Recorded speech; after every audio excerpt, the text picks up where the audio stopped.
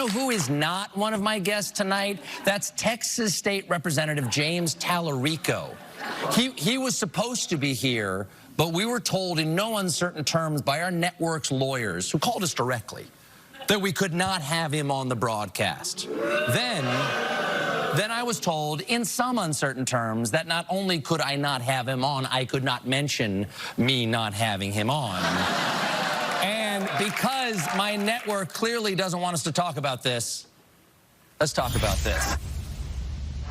A stunning statement from Late Show host Stephen Colbert last night over CBS's decision to pull his interview with a Texas Democrat, at least according to him. Colbert blasted his own network for refusing to air his sit-down with Democratic Senate candidate James Talarico after pressure tied to the Federal Communications Commission. The FCC recently issued new guidance about a regulation which requires stations to give equal airtime to all candidates in any political race. Talk shows have long been exempted from that rule, but last month the Trump-appointed head of the FCC signaled the agency could now go after late-night talk show hosts motivated by what he called partisan purposes. The front bench is back. Dan Moulton, Shakir Chambers, Kathleen Monk, and Laura Stone to talk about that. Kathleen, what's your read on this? Oh, it's so interesting. I mean, what is Trump's obsession with these late-night entertainment shows? And the answer is simply swing voters still watch entertainment. Sure, the hardcore voters that watch your show, Vashi, they watch the news shows, the political shows, those voters are generally locked in. But it's those swing voters in an election year that politicians and political parties are so after. And so it's interesting to me that they put this pressure, this corporate pressure on CBS to not let the potential upcoming Senator James Talarico, sorry, I can't say his last name, apologies, being on the show, because essentially that they are worried about what is going to happen in the Senate. There's a very hard path for the Democrats to take Congress, an even harder path, but made easier for the Senate by new candidates in Alaska and in also Texas. And so it's interesting for me to watch the corporate obedience that comes, because the entertainment shows are such an important place where politicians can get a persuasive message out and actually shape the political landscape. Yeah, the corporate obedience is one thing. The other thing is, if they thought that they were going to, ruin his chances, I feel like the attention on all this might have done the converse, Dan.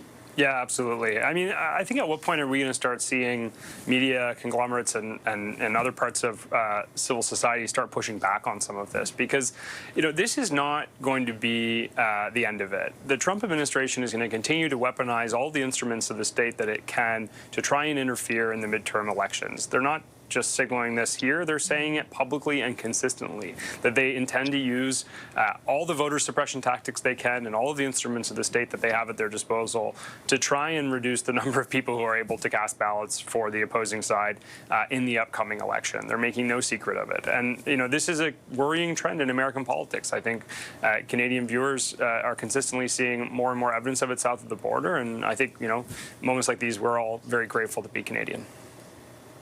I think Dan's right to point to, looking ahead to the midterms, the prospect. I mean, there's so much out in the open, Shakir, about what Trump said, but I think utilizing tools that are now, more respondent to him or responding more to him and his administration is definitely a distinct possibility. But that's probably putting it lightly.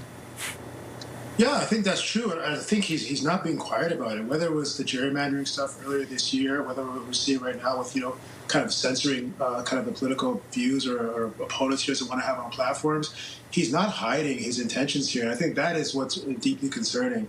I think if you look over the past, since the middle of last year, Democrats have been, outperforming, overperforming their Republican opponents, in special elections and whatnot.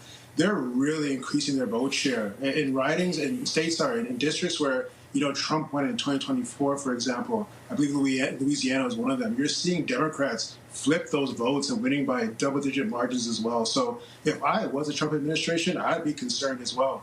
I mean, I wouldn't use and weaponize the tools that he's using, but I think it comes down to the fact that stop pursuing unpopular policies. You were elected on really a mandate of one, immigration for sure, but two, the economy.